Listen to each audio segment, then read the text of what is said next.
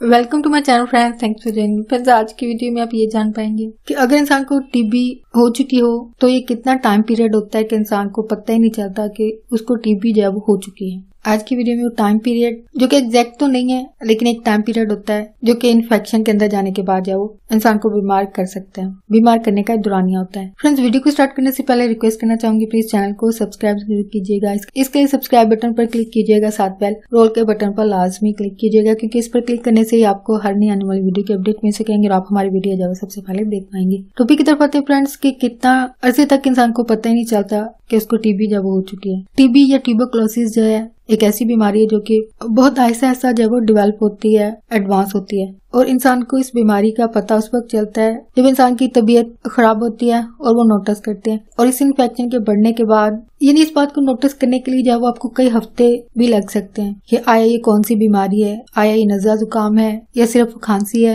यानी इसके साथ मजीद और सिम्टम्स भी होते हैं जो कि आप दूसरी वीडियो में भी जान सकते हैं, इसके हवाले से चैनल पर मौजूद है। तो इस बैक्टीरिया के एक्टिव होने के बाद सिम्टम्स जो कि आपको कुछ हफ्ते जो आपको लग जाते हैं समझने में, और ये सिम्टम्स या अलामत जो होती हैं फौरन जाहिर नहीं होती हैं। यानी इन्फेक्शन के बाद ये कुछ महीनों में जाहिर हो जाती हैं समटाइम, या फिर समटाइम इस बैक्टीरिया को जाहिर होने में या अलामत को जाहिर करने में जो वो कई साल लग जाते हैं। यानी समटाइम ये एक तरह से ये हो सकता है कि अगर आप मुसलसल ऐसे इंसान के साथ मौजूद हैं जिसको एक्टिव टीबी है और आप रोजाना की बुनियाद पर जर्म्स या वो इनहेल कर रहे हैं, सांस के जरिए अंदर ले जा रहे हैं, तो ऐसी सूरत में जो टाइम पीरियड होगा वो कुछ महीने होंगे। यानी आपके अंदर ये बैक्टीरिया जो है वो एक्टिव हो जाएगा और आपके अंदर अलामत को जो है वो जाहिर कर देगा, जो कि इब्तदाई अलामत होती हैं, जो कि खांसी होती है और इसके साथ कई और अलामत भी होती हैं। यानी एक नॉर्मल खांसी और टीबी की खांसी में भी फर्क होता है। इसके साथ कई अलामत होती हैं जो कि साथ जाहिर होती हैं। यानी या तो कुछ महीनों में, जो कि आपको वजह भी बता दी है कि अगर रोजाना की बुनियाद पर जम्स अंदर जा रहे हैं तो जाहिर बात है ये कुछ महीनों में एक्टिव हो जाएगी।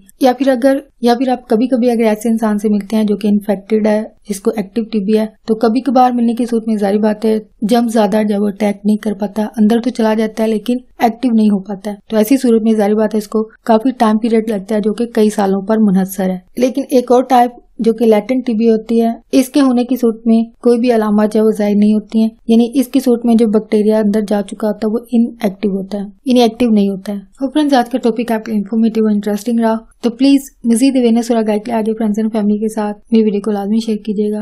अगर कोई बात सीखने को मिली, कोई बात को अच्छा लगी तो प्लीज मेरी वीडियो को लाइक और शेयर लाजमी कीजिएगा। आपका वीडियो देखने के लिए बहुत शुक्रिया।